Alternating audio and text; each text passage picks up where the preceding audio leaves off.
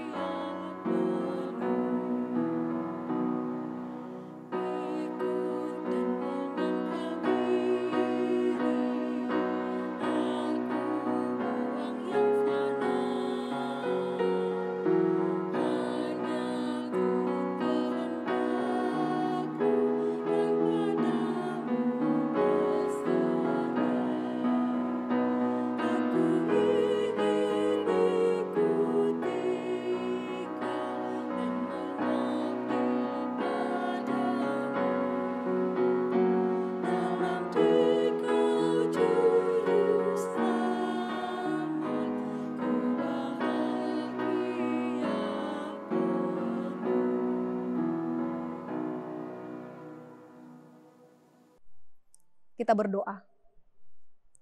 Allah Bapa kami yang baik, terima kasih Tuhan buat kasih setiamu dalam kehidupan kami dan penyertaan-Mu yang selalu kami rasakan hingga pada saat ini, dan juga atas bimbingan-Mu kami boleh melewati setiap hari-hari kami.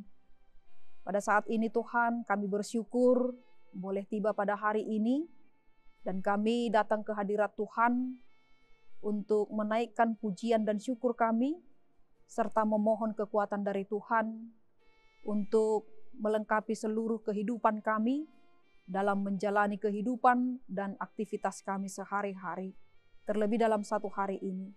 Kiranya melalui firman-Mu ini, itulah yang memperlengkapi hidup kami dan menguatkan kami dalam satu hari ini.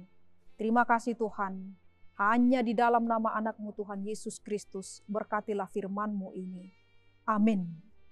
Saudaraku yang dikasihi oleh Tuhan, firman Tuhan pada hari ini Kamis tanggal 3 November 2022 tertulis dalam 1 Samuel pasal 7 ayatnya yang keempat. Kemudian orang-orang Israel menjauhkan para Baal dan para Asitoret dan beribadahlah hanya kepada Tuhan. Sekali lagi, kemudian orang-orang Israel menjauhkan para Baal dan para Asitoret dan beribadah hanya kepada Tuhan. Dalam bahasa Batak dikatakan, jadi di paholang halak Israel ma'akabal, dohot astarot, jalasasada jahoba, dioloi nasida. Demikian firman Tuhan.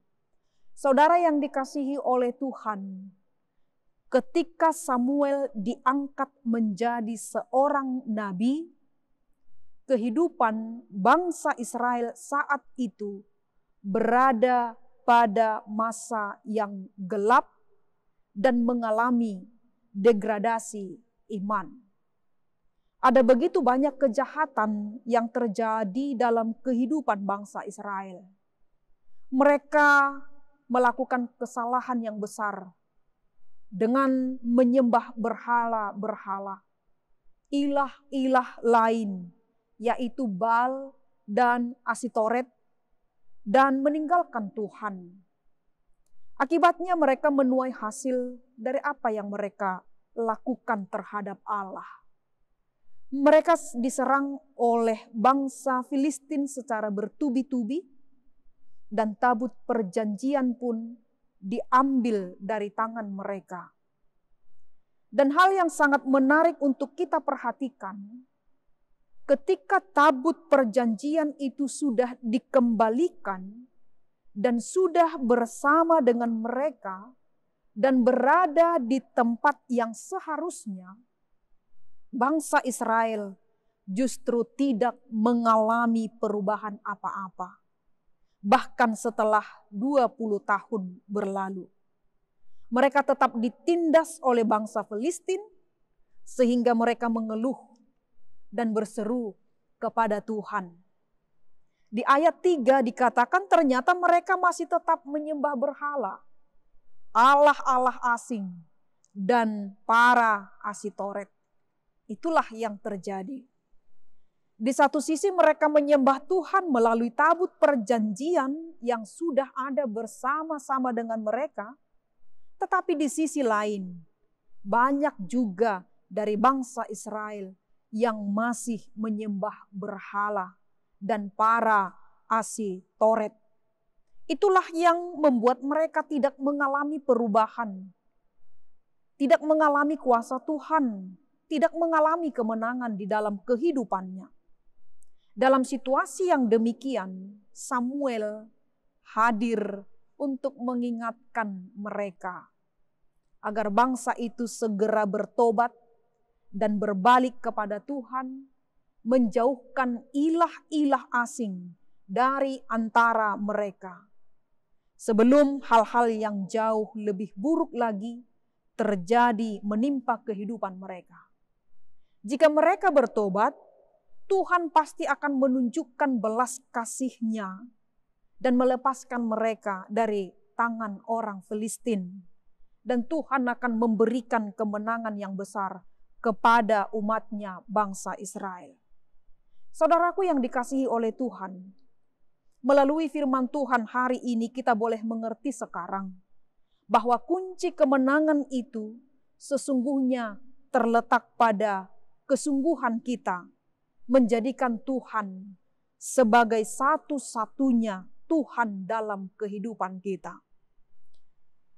Begitu ada Allah asing dalam hidup kita, sesungguhnya Tuhan tidak akan menyatakan berkat dan kemenangannya bagi hidup kita. Mengapa hal ini perlu diingatkan kepada kita? Karena pada saat ini banyak orang Kristen yang kompromi. Mereka menyembah Tuhan, tetapi di sisi lain mereka menyembah Mammon. Mereka beribadah kepada Tuhan, tetapi mereka juga memberhalakan pekerjaan, kesenangan, hobi mereka.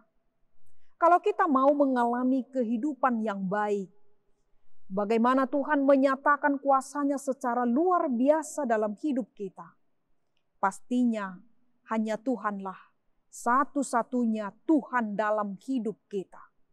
Jangan ada Allah lain di hadapan Tuhan. Jangan berhalakan sesuatu yang lain di dalam kehidupan ini. Ketika kita menempatkan Tuhan yang utama dalam hidup kita dan menghormatinya, maka kita akan melihat bagaimana Tuhan menyatakan kemenangannya bagi kita semua. Tuhan memberkati. Amin. Kita berdoa. Ya Allah, Bapa Tuhan kami, kuatkan kami Tuhan di dalam kehidupan kami pada saat ini, agar kami mau bertobat, meninggalkan segala berhala-berhala, ilah-ilah lain di dalam kehidupan kami ini, yang dapat membawa hidup kami semakin jauh lagi dari Tuhan. Melalui pekerjaan kami yang selalu kami berhalakan, melalui kepintaran kami yang selalu kami berhalakan, dan semua apapun yang ada dalam hidup kami. Mari Tuhan ajari kami melalui Roh-Mu, agar kami menjadi manusia-manusia yang turut dan taat Tuhan, dan yang tetap setia selalu dalam iman kami, dan mempercayakan seluruhnya kehidupan kami ini hanya kepada tangan Tuhan saja. Supaya Tuhanlah yang berdiam dalam hidup kami ini, untuk dapat mengarahkan hidup kami ke arah yang lebih baik, dan kami boleh menjadi anak-anak yang dikasihi oleh Tuhan, yang patut untuk menyatakan kasih Tuhan di tengah-tengah dunia ini melalui iman kepercayaan kami. Dan Tuhan juga kiranya menuntun kami Tuhan dalam satu hari ini untuk melakukan yang terbaik di hadapan Tuhan melalui setiap pekerjaan kami, melalui setiap perjalanan rumah tangga di tengah-tengah rumah tangga orang Kristen, dan melalui anak-anak yang Tuhan titipkan juga, agar semuanya boleh mendatangkan berkat di sekeliling kami dan boleh menjadi pujian dan kemuliaan bagi nama-Mu.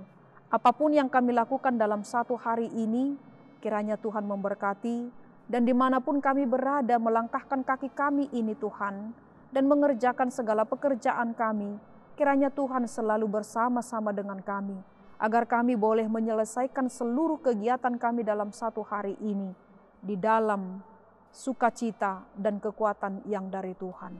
Terima kasih Tuhan, inilah doa kami. Di dalam nama anak-Mu Tuhan Yesus Kristus, kami persembahkan doa kami ini. Amin. Anugerah dari Tuhan kita Yesus Kristus, kasih setia dari Allah Bapa, serta persekutuan dari Roh Kudus, kiranya menyertai kita hari ini sampai selama-lamanya. Amin. Bapak, Ibu, Saudara yang dikasihi Tuhan, selamat beraktivitas bagi kita semua. Tuhan Yesus memberkati. Amin.